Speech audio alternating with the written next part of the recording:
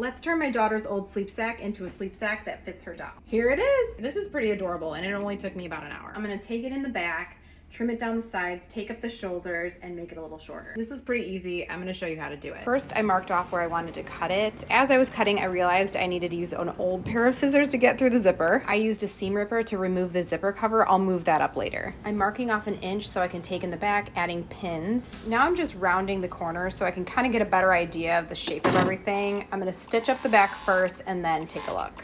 So all I've done so far is just sew the back seam. We're gonna trim it off and then sew the side seams. Okay. There we go. Hello. I'm gonna take it in about 1 inch in the armpit and then just taper it out till I get to the natural seam. We're gonna go 1 inch in from the current seam here.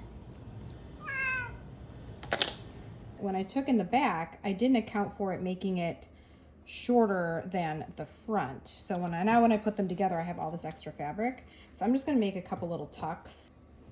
2 little tucks here, and hopefully this will line up.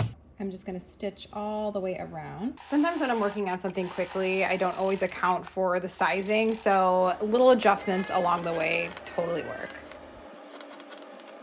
I'm cutting the shoulders, they don't match up. So I'm going to do a tiny little tuck. This is gonna be in the back, then they'll match up. I'll just stitch the top of the shoulders. I put this bottom piece on, so now I'm just gonna stitch it around. Okay, that turned out pretty good. Probably should have made this narrower, so I think I'm gonna make a little adjustment. I'm going to just fold it over. Making little adjustments as you go is sometimes just kind of necessary. I think this shoulder will lay nice and flat. I'm just going to flatten it and stitch it down. So that's the armhole. Now it lays a little flatter. It is a functioning sleep sack, so my daughter can put the real thing on her baby. My daughter asked for a doll sleep sack, so now she can take a proper nap.